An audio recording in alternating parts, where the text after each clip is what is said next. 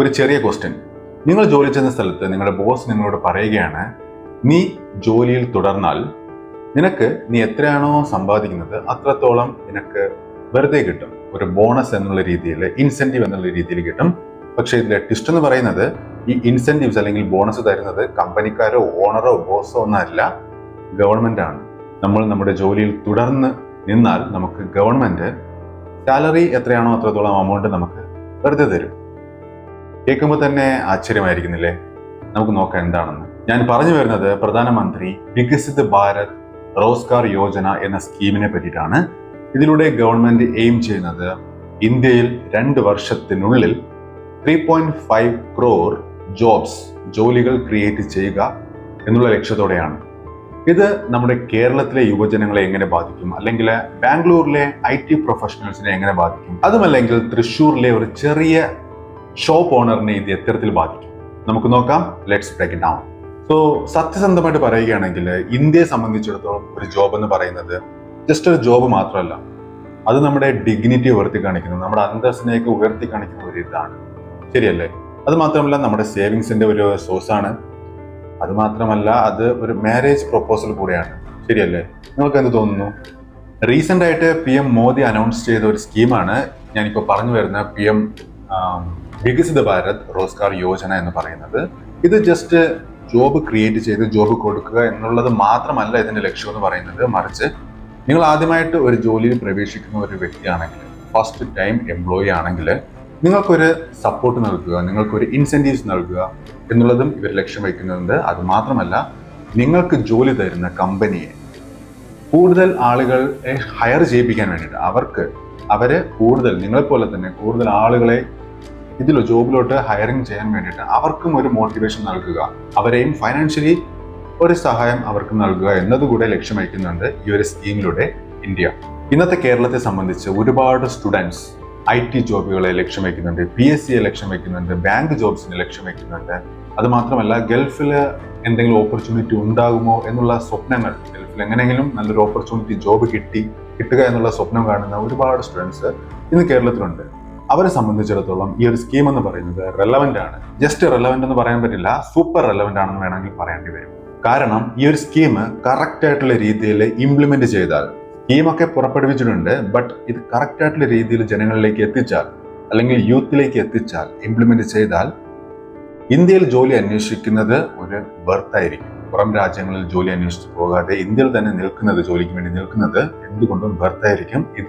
ഈ scheme correct ആയിട്ട് implement ചെയ്താൽ. ഓക്കെ, അപ്പൊ നമുക്ക് സ്റ്റാർട്ട് ചെയ്യാം. എംപ്ലോയീസിൽ നിന്ന് ഇന്ത്യൻ ഗവൺമെന്റ് ഈ ഒരു സ്കീമിലൂടെ ലക്ഷ്യം വയ്ക്കുന്നത് ഫസ്റ്റ് ടൈം എംപ്ലോയീസിന് ഒരു സപ്പോർട്ട് നൽകുക എന്നതാണെന്ന് ഞാൻ നേരത്തെ പറഞ്ഞു കഴിഞ്ഞു. അത് ഞാൻ കുറച്ചും കൂടി ഡീറ്റെയിൽഡ് ആയിട്ട് പറയാം. സോ നിങ്ങളൊന്ന് ഇമാജിൻ ചെയ്ത് നോക്കൂ, നിങ്ങൾക്കൊരു ജോലി കിട്ടുകയാണ് ട്രിവാൻഡ്രം ടെക്നോ പാർക്കിൽ ഒരു 25,000 രൂപ സാലറിയിൽ. അപ്പോൾ നിങ്ങൾ എങ്ങനെയായിരിക്കും അത് സെലിബ്രേറ്റ് ചെയ്യുക?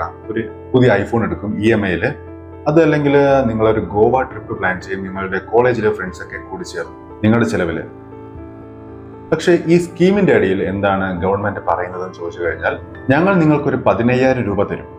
അതിൽ ട്വിസ്റ്റ് എന്ന് പറയുന്നത്, ഈ 15,000 രൂപ വൺ ടൈം പേയ്മെന്റ് ആയിട്ട് തരുന്നില്ല, ജസ്റ്റ് 2 times ആയിട്ടാണ് തരുന്നത്. 2 പ്രാവശ്യം 2 അടവായിട്ടാണ് ഗവൺമെന്റ് നമുക്ക് തരുന്നത് 15,000 രൂപ. ആദ്യത്തെ അടവിന് നിങ്ങൾ എലിജിബിൾ ആവണമെങ്കിൽ നിങ്ങൾ ഒരു കണ്ടീഷൻ പാലിക്കേണ്ടതുണ്ട്.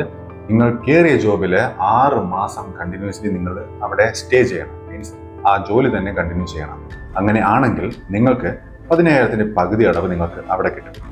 ഇനി അടുത്ത 6 മാസം കഴിഞ്ഞ് വീണ്ടും അടുത്ത ഒരു 6 മാസം കൂടെ നിങ്ങൾ കണ്ടിന്യൂ ചെയ്യുകയാണെങ്കിൽ കൂടെ ഫൈനാൻഷ്യൽ ലിറ്ററസി ഒരു പ്രോഗ്രാം ഉണ്ട്, അതും കൂടെ കംപ്ലീറ്റ് ചെയ്യുകയാണെങ്കിൽ നിങ്ങൾക്ക് ബാക്കി അങ്ങനെ മൊത്തത്തിൽ 15,000 രൂപ നിങ്ങൾക്ക് വരും. ഇവിടെ ഫൈനാൻഷ്യൽ ലിറ്ററസി പ്രോഗ്രാം എന്താണ് എന്ന് ചോദിച്ചു കഴിഞ്ഞാൽ, എന്തിനാണ് ഈ ഫൈനാൻഷ്യൽ ലിറ്ററസി എന്ന് ചോദിച്ചു കഴിഞ്ഞാൽ, എന്തിനാണ് ഈ ഫൈനാൻഷ്യൽ ലിറ്ററസി?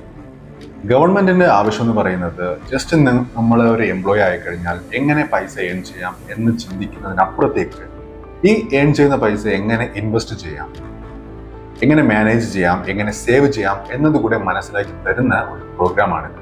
ഇനി എലിജിബിൾ എംപ്ലോയീസ് ആരൊക്കെയാണ് എന്നുള്ള ചോദ്യമുണ്ട്. നിങ്ങളുടെ വരുമാനം ഒരു മാസത്തിൽ 1,00,000 താഴെയാണെങ്കിൽ നിങ്ങൾ എലിജിബിൾ ആണ്. ഇതിലെ വേറൊരു കാര്യം എന്ന് പറയുന്നത്, ഈ 15,000 രൂപ കംപ്ലീറ്റ്ലി നിങ്ങൾക്ക് കിട്ടുമോ എന്ന് ചോദിച്ചാൽ ഇല്ല.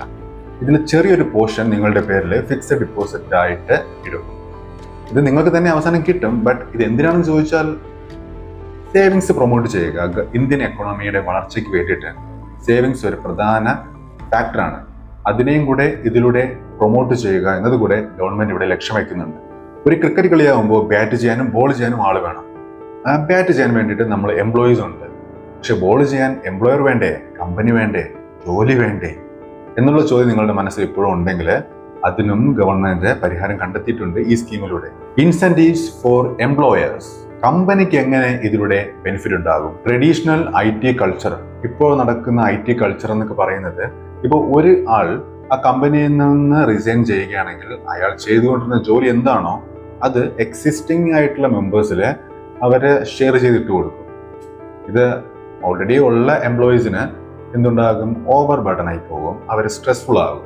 ഈ സ്കീം കമ്പനിക്ക് വേണ്ടി എന്താണ് റിവാർഡ് ചെയ്തതെന്ന് ചോദിച്ചു കഴിഞ്ഞാൽ, കമ്പനി ഒരു എംപ്ലോയിനെ ഹയർ ചെയ്യുകയാണെങ്കിൽ നിങ്ങൾക്ക് ഒരു മാസം 3000 രൂപ വെച്ച് 2 വർഷത്തേക്ക് കിട്ടും.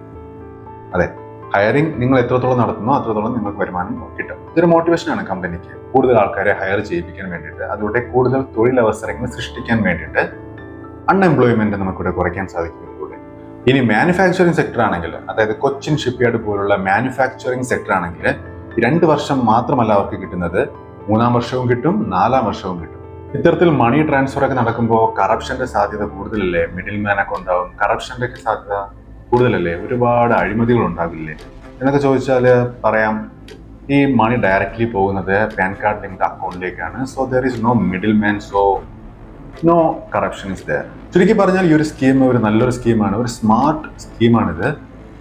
ഇത് ഏറ്റവും കൂടുതൽ ബെനിഫിറ്റ് കൊണ്ടുവരുന്നത് MSME സെക്ടറുകൾക്കാണെന്ന് പറയുന്നു. അതായത് ചെറുകിട വ്യവസായങ്ങൾ. ഫോർ എക്സാമ്പിൾ പറയുകയാണെങ്കിൽ തൃശ്ശൂരിൽ കാണുന്ന ഒരു ഗോൾഡ് ഷോപ്പ് ആയിക്കോട്ടെ, കണ്ണൂരിൽ കാണുന്ന ഒരു ഫർണിച്ചർ ഫാക്ടറി ആയിക്കോട്ടെ, കോഴിക്കോട് കാണുന്ന ഒരു ടെക്സ്റ്റൈൽ യൂണിറ്റ് ആയിക്കോട്ടെ, ഇവർക്കൊക്കെ ഉള്ള ഒരു പ്രശ്നം എന്ന് പറയുന്നത് പുതിയൊരു സ്റ്റാഫിനെ ഹയർ ചെയ്യുമ്പോൾ, ജോലിക്ക് എടുക്കുമ്പോൾ ഇവർക്ക് കുറച്ച് കോസ്റ്റ് വരും, ഇവർക്ക് കുറച്ച് ചിലവാക്കേണ്ടി വരും പൈസയൊക്കെ. സോ ഈ ഒരു സ്കീമിലൂടെ ഇവർക്ക് പൈസ ഇങ്ങോട്ട് കിട്ടുന്നത് കൊണ്ട് ആ ഒരു പ്രശ്നം അവിടെ പരിഹരിക്കാൻ സാധിക്കും. ഇനി ഒരു ബിഗ്ഗർ ക്വസ്റ്റ്യൻ എന്ന് പറയുന്നത്, എന്തുകൊണ്ട് ഇന്ത്യ ഇപ്പോൾ ഇത് ഇംപ്ലിമെന്റ് ചെയ്യാൻ ഒരുങ്ങുന്നു? ഇതിന് കാരണം മിനിസ്ട്രി ഓഫ് ലേബറിന്റെ റിപ്പോർട്ട് പ്രകാരം ഓരോ വർഷവും ഏകദേശം 1 കോടി യുവാക്കളാണ് ജോബ് ഫോഴ്സിലേക്ക് ഇറങ്ങുന്നത്. അതായത് ജോലിക്ക് ആയിട്ട് ഒരുങ്ങുന്നത്, ജോലി ചെയ്യാൻ പ്രാപ്തരാകുന്നത് ഏകദേശം 1 കോടിക്ക് മുകളിലാണ് ഒരു വർഷം. ഇതിലെ ഏറ്റവും വലിയൊരു പ്രശ്നം എന്ന് പറയുന്നത്, ഒരുപാട് ജോബുകൾ എന്ന് പറയുന്നത് ഇൻഫോർമൽ സെക്ടറിലാണ്. PF ബെനിഫിറ്റ് ഇല്ല, മെഡിക്കൽ ഇൻഷുറൻസ് ഇല്ല, ജോബ് സ്റ്റെബിലിറ്റി ഇല്ല. ഗവൺമെന്റിന്റെ ഒരു ഡേറ്റ പ്രകാരം കേരളത്തിലെ ഗ്രാജുവേറ്റ് അൺഎംപ്ലോയ്മെന്റ് റേറ്റ് എന്ന് പറയുന്നത് 18%. It is one of the highest in India. അതുകൊണ്ട് തന്നെ ഈ ഒരു സ്കീം എന്ന് പറയുന്നത് നമ്മുടെ കേരളത്തെ സംബന്ധിച്ച് സൂപ്പർ റിലവന്റ് ആണ്. ഗ്ലോബലി നോക്കിക്കഴിഞ്ഞാൽ കോവിഡിന്റെ സമയത്ത് ജർമ്മനി, UK പോലുള്ള കൺട്രീസ് വേജ് സബ്സിഡി കൊടുക്കുകയുണ്ടായി. സിമിലർ കൺസെപ്റ്റ് തന്നെയാണ് ഇവിടെ വരുന്നത്. പക്ഷെ വ്യത്യാസം എന്ന് പറയുന്നത്, നമ്മുടെ ഇന്ത്യ ഇത് ലോങ് ടേം ഇംപ്ലിമെന്റ് ചെയ്യാൻ പോവുകയാണ്. ജസ്റ്റ് കോവിഡ് ടൈമിൽ മാത്രമാണ് അവർ കൊടുത്തിരുന്നതെങ്കിൽ ഇന്ത്യ ഇപ്പോൾ തുടർന്ന് അങ്ങോട്ട് കൊടുത്തുകൊണ്ടേ ഇരിക്കാൻ പോവുകയാണ്. അപ്പോൾ നമുക്കറിയാം, വലിയ വലിയ പ്രോമിസ് ഗവൺമെന്റ് തരുമ്പോൾ അതിനനുസരിച്ച് തന്നെ അത്രത്തോളം തന്നെ ഡൗട്ടുകളും ജനങ്ങൾക്കുണ്ടാകും. എക്സ്പേർട്സ് ഇതിനെപ്പറ്റി എന്താണ് പറയുന്നത്? ഈ സ്കീം പോസിറ്റീവ് ആണോ നെഗറ്റീവ് ആണോ? എന്തൊക്കെ ക്വസ്റ്റ്യൻസ് ആണ് ഇതിനെതിരെ റേസ് ആകുന്നത്? ശരിക്കും ഇത് പുതിയ ജോബ്സ് ക്രിയേറ്റ് ചെയ്യുകയാണോ, അതല്ലാതെ ഇൻഫോർമൽ സെക്ടർ ജോബ്സിനെ ജസ്റ്റ് ഫോർമലൈസ് ചെയ്യുക മാത്രമാണ് ചെയ്യുന്നത്? ഇതിൽ നിന്ന് കൂടുതൽ ബെനിഫിറ്റ് കിട്ടുന്നത് MSME സെക്ടറുകൾക്കാണോ, അതല്ലാതെ ബിഗ് കോർപ്പറേറ്റുകളായ ഇൻഫോസിസ് പോലുള്ള കമ്പനികൾക്ക് മാത്രമാണോ കൂടുതൽ ബെനിഫിറ്റ് കിട്ടുന്നത്? ചില റിപ്പോർട്ടുകൾ ക്ലെയിം ചെയ്യുന്നത് ഇതിൽ നിന്ന് ഒരുപാട് ബെനിഫിറ്റ് കിട്ടാൻ പോകുന്നത് സ്മോൾ ആൻഡ് മീഡിയം ബിസിനസ്സുകൾക്കാണ്. ആൻഡ് ഓഫ് കോഴ്സ് ഇലക്ഷൻ വരുന്നുണ്ട്. സോ മേ ബി ചില റൂമറുകൾ പറയുന്നത് മേ ബി ഇതൊരു പൊളിറ്റിക്കൽ സ്ട്രാറ്റജിക് മൂവ്മെന്റ് ആയിരിക്കുമെന്നാണ്. കാരണം ഇന്ത്യയിലെ 65% വോട്ടേഴ്സും യുവാക്കളാണ്. അതുകൊണ്ടായിരിക്കാം യുവാക്കളെ കേന്ദ്രീകരിച്ചുകൊണ്ട് ഇങ്ങനൊരു സ്കീം ഇറങ്ങും. എന്തൊക്കെ തന്നെയായാലും ഈ ഒരു സ്കീം കറക്റ്റ് ആയിട്ടുള്ള രീതിയിൽ ഇംപ്ലിമെന്റ് ചെയ്താൽ ലക്ഷക്കണക്കിന് മലയാളി യുവാക്കൾക്ക് ഡീസന്റ് ആയിട്ടുള്ള ജോലികൾ ലഭിക്കും. പുറം രാജ്യങ്ങളിൽ ജോലി തേടി പോകുന്നവർക്ക് ഇന്ത്യയിൽ തന്നെ സ്റ്റേ ചെയ്യാൻ ഇതൊരു നല്ലൊരു റീസൺ ആയിരിക്കും. സോ ഇതിലെ ടേക്ക് അവേ എന്ന് പറയുന്നത്, PM വികസിത് ഭാരത് റോസ്ഗാർ യോജന എന്ന ഒരു സ്കീം ജസ്റ്റ് ഒരു ജോബ് സ്കീം മാത്രമല്ല. ഇത് ഫ്രഷർ ആയിട്ടുള്ള എംപ്ലോയീസിന് അവരിൽ ഒരു സേവിംഗ് കൾച്ചർ അവരിൽ രൂപീകൃതമാക്കുക എന്നത് ലക്ഷ്യം വയ്ക്കുന്നുണ്ട്. അത് മാത്രമല്ല, കമ്പനികൾക്ക് കൂടുതൽ ആൾക്കാരെ ഹയർ ചെയ്യിപ്പിക്കാനുള്ള ഒരു മോട്ടിവേഷൻ നൽകുന്നുണ്ട്. But the real test implementation. So ഇനി നിങ്ങൾ പറയൂ, നിങ്ങൾക്ക് എന്ത് തോന്നുന്നു? ഇത്തരത്തിലൊരു സ്കീം ഇംപ്ലിമെന്റ് ചെയ്താൽ അത് ഒരുപാട് ജോലികൾ ക്രിയേറ്റ് ചെയ്യുമോ, അതോ വലിയ വലിയ കമ്പനികൾ മാത്രം ഇതിലെ ലൂപ്പ് ഹോൾ എന്തെങ്കിലും ഉണ്ടോ ഇല്ലയോ എന്ന് കണ്ടെത്തിയിട്ട് അതിൽ നിന്ന് ബെനിഫിറ്റ് ചോർത്തിയെടുക്കുമെന്ന് തോന്നുന്നുണ്ടോ? ഇതിനെപ്പറ്റിയുള്ള നിങ്ങളുടെ ചിന്തകൾ എന്ത് തന്നെയായാലും കമന്റിലൂടെ അറിയിക്കാൻ മറക്കണ്ട. ഇപ്പോഴും ജോലി അന്വേഷിച്ചുകൊണ്ടിരിക്കുന്ന നിങ്ങളുടെ ഫ്രണ്ട്സിനെ ഇതൊന്ന് ഷെയർ ചെയ്യുക, അവരെ അവെയർ ചെയ്യിപ്പിക്കുക. ആർക്കറിയാം, ഒരു ചിലപ്പോൾ പിന്നീട് അവർ നിങ്ങൾക്ക് താങ്ക്സ് പറഞ്ഞാലോ.